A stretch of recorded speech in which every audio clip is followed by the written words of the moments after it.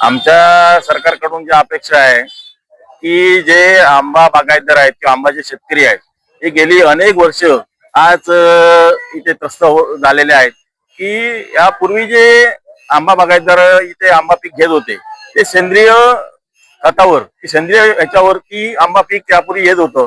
त्यानंतर आता रासायनिक खताची निर्मिती झाल्यानंतर किंवा ज्या बहुतांशी बाहेरच्या कंपन्यांकडून इथे औषधाचा जास्तीत जास्त इथे वापर या आंबा बागायतदारांकडे आज होऊ लागलेला आहे.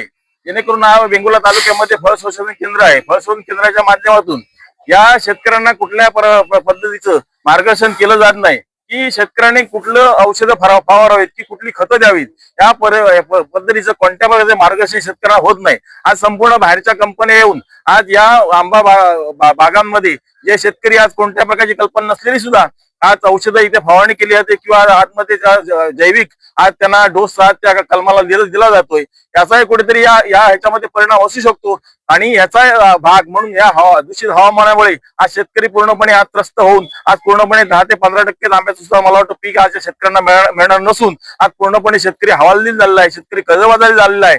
आणि यातच आज संपूर्ण या आंबा बागायतदार शेतकऱ्यांची अशी व्यथा आहे की संपूर्ण आज या भागात जर शेतकऱ्यांची जी परिस्थिती बघितली तर आज गवारेडे सुद्धा या भागामध्ये सिंधुदुर्ग जिल्ह्यामध्ये आज संपूर्ण गवाराडे बागायतीचं नुकसान करत आहेत, काजूचं नुकसान करत आहेत. आज त्याच्यामुळे रब्बी पिकं सुद्धा जी शेतकऱ्यांची छोटी छोटी कुठेतरी आज नांगली म्हणा, भात म्हणा किंवा चवळी किंवा अशा पद्धतीची जी मिरची या पद्धतीची पिकं शेतकरी जे घेत होता आंबा बागेच्या बरोबरच घेत होता आंतरपीक म्हणून जी बागायतदार आंबा बागायतदार किंवा हे शेतकरी अशा पद्धतीने यांच्या गवारेण्यामुळे सुद्धा हा संपूर्ण आज शेतकरी त्रस्त झालेला आहे. आज जशी शासनाने हत्ती हटाव मोहीम या जिल्ह्यामध्ये घेतली त्याच पद्धतीने आमची मागणी आहे गवारेडे जे आहे ती हटाव मोहीम ही शासनाने घेतली पाहिजे. त्याच पद्धतीने शेकरू सारखा आज एक प्राणी आज संपूर्ण आज काजूचं पूर्णपणे नुकसान आज करत आहे. आज त्याचं माड बागायती जी आहे आज त्या माड बागायती सुद्धा संपूर्ण हा शेकरू जो प्राणी आहे आज पूर्णपणे आज तो शेकरू प्राणी आज या पूर्णपणे त्याच्यामुळे आज संपूर्ण शेतकरी त्रस्त झालेला आहे.